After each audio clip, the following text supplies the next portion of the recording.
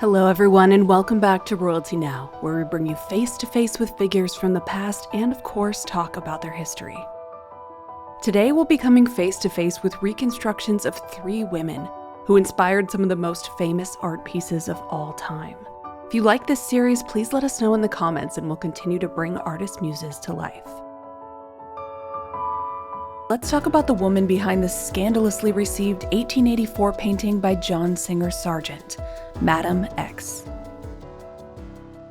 The model and inspiration for this work was named Amelie Gautreau, a young Parisian socialite so well known for her striking looks that she was referred to as a professional beauty. Amelie was an American from New Orleans who moved to Paris with her mother at the age of 8, and eventually married a rich French banker twice her age. Amelie moved in society circles, but she wasn't as revered as she wanted to be. Her life was marked by a grasping to get in and stay in the inner circle of Paris high society. Her beautiful profile and extremely fair complexion, which she enhanced with chalky lavender face powder and red henna dye in her hair, earned her several requests from artists. Her elegance had been described as doe-like by artist Edward Simmons. After meeting Amelie at a social gathering in 1881, artist John Singer Sargent was immediately enamored with her looks. Sargent had arrived in Paris in 1874, at just 18 years old, bright and ready to paint. It wasn't long before he achieved success. He exhibited at the salons of 1877, 78, and 79. For the critics, Singer Sargent could do no wrong. He was the up-and-coming artist of the decade. By 1883, he had established his own studio and was ready to truly make a name for himself in the Paris art world. He soon conceived of a plan to paint a life-size portrait so stunning and seductive that all of Paris would sit up and take notice. Sargent was able to persuade the beautiful Amelie Gautreau to pose for him, after begging a friend in a letter to put in a good word for him, writing, "If you will see her in Paris, you might tell her that I am a man of prodigious talent." Sargent knew that this portrait would be a risk. Amelie, a married woman, would be shown in a revealing dress and striking a sensual pose. However, he convinced her that the portrait would be good for them both. It would elevate her beauty and notoriety even further, and hopefully cause a little bit of a stir.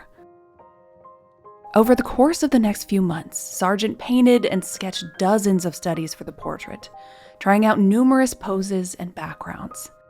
He became frustrated with what he called Gautreau's unpaintable beauty, and admitted to his friend Vernon Lee that he was struggling to do her justice. The painting took him nearly 2 years to complete, but eventually it was accepted into the Salon of 1884 under the title Portrait of Madame X. Sargent and Gautreau both held their breath, waiting for the critical reaction.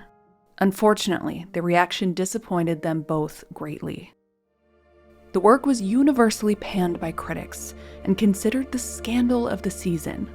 Critics called the work salacious, absurd, like a caricature, saying her skin tone was corpse-like and that it was extremely inappropriate for a married woman to pose so seductively. In fact, the portrait was even more daring at the time than what we see today, originally displayed with one strap sliding down her shoulder, which was painted over after the exhibition.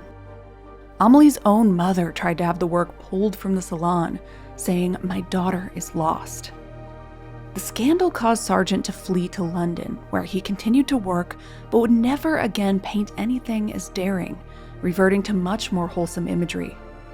And for Amelie's reputation, the damage was done. She would never reach the highest echelons of high society, and although she modeled for several other artists whose works were admitted to the Salon, her beauty would eventually fade into obscurity. Today, Portrait of Madame X is one of history's most renowned paintings. It's a perfect study of how conventions change over time. The black dress is something we see every day now on the red carpet, but in the 1880s was considered so shocking. Like many artists, Sargent was misunderstood at the time for this image, but celebrated today. So, let's see the face of Amelie Gautreau brought to life now.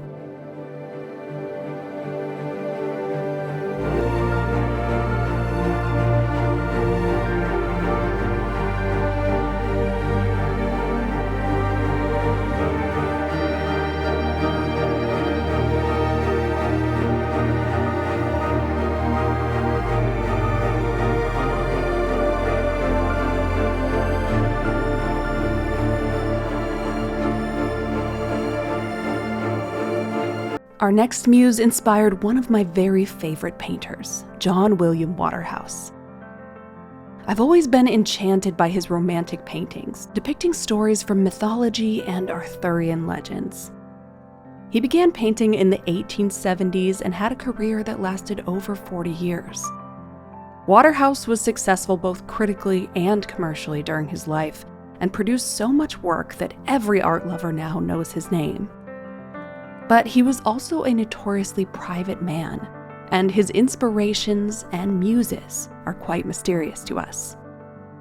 His early works feature the women in his life, his sisters Jessie and Mary, as well as his wife Esther being featured as his main models. But the identity of his most famous muse, one of the most well-recognized faces in pre-Raphaelite art, remained a major mystery in the art world until 1979. A small inscription was discovered on the back of a preparatory sketch for Waterhouse's 1905 painting, Lamia, that simply stated, "Miss Muriel Foster." Once Waterhouse painted her for the first time in a painting called The Beautiful Lady Without Mercy, she was his near singular inspiration. We don't know how they met or what their true relationship was, but it was a decades-long relationship through art. It's believed that Muriel is featured in nearly every Waterhouse painting from 1893 to 1906. There are still a few unidentified muses, such as the strong, dark-featured woman appearing in both of his paintings of Circe. There's also a model with red hair and a heavier jaw featured after he stopped working with Muriel, and this is probably a woman named Beatrice Flaxman. She's seen in paintings from 1906 onward. Undeniably, Waterhouse chose the same look for all of his models, so it gets hard to tell them apart. He also changes his model's hair color to match the subject of the painting, which also makes it tricky. For my recreation of Muriel, I've composited several images, but mainly used the painting The Lady Clare for her face reference. So let's see the face of one of the most famous art world beauties, Muriel Foster, now.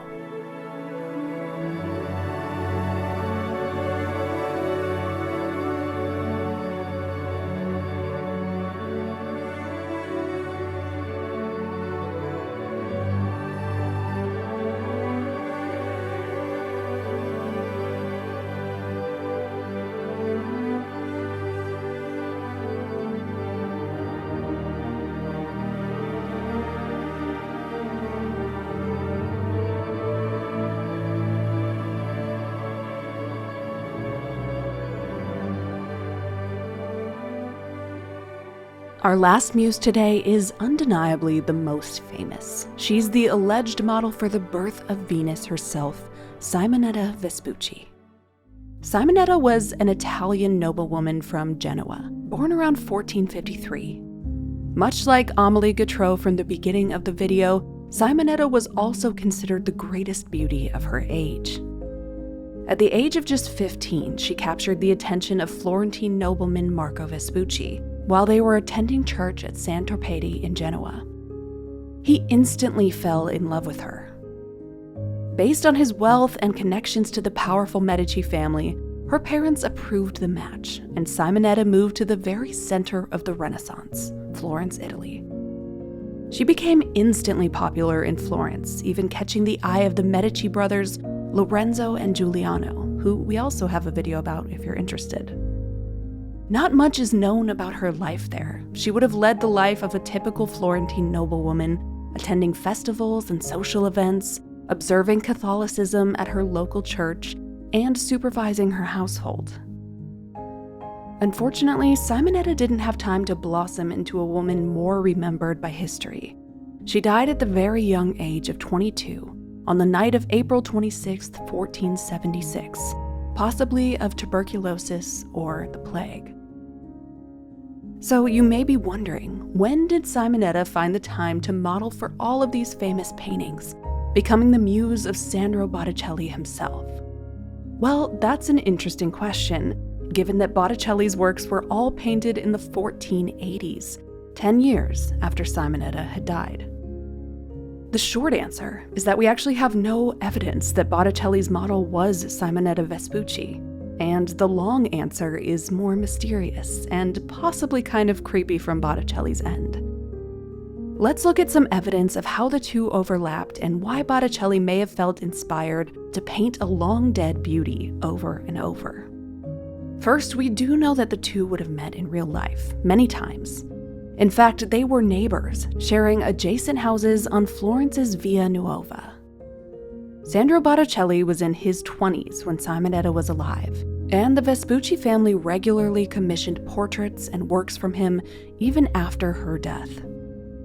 Although there's no evidence that Simonetta ever posed for him while she was alive, it's thought that Botticelli was so struck by her appearance that he either maintained an amazing memory of what she looked like or made his own private sketches of her to work from later. Strangely, he even requested to be buried at the foot of her tomb when he died, which he later was. While many leap to the conclusion that Botticelli must have been in love with her, there's nothing to back this up, and some scholars maintain that he was gay. At the very least, Botticelli was obsessed with her beauty, and he wasn't the only one. It was said that the entire city of Florence went into a month-long period of mourning after her death. They paraded her coffin open at the top to allow citizens to get one last glimpse of her beauty.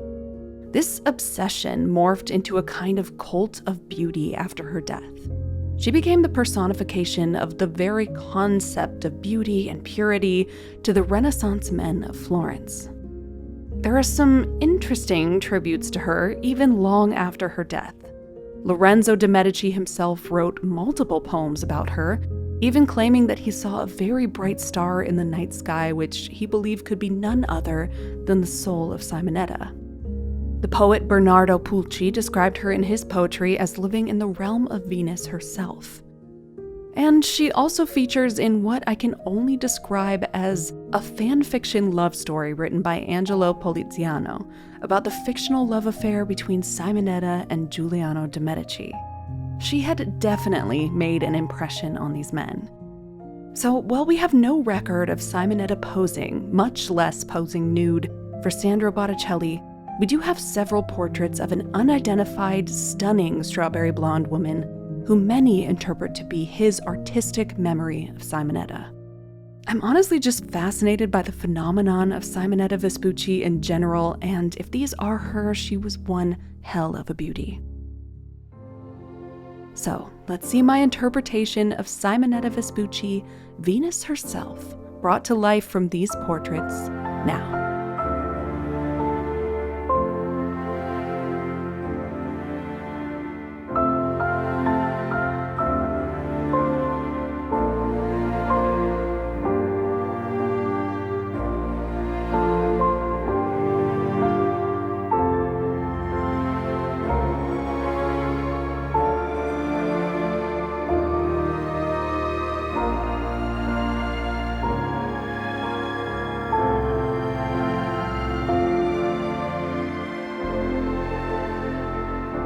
Thank you all so much for watching. There are so many more muses to cover, so if you liked this format, just let us know.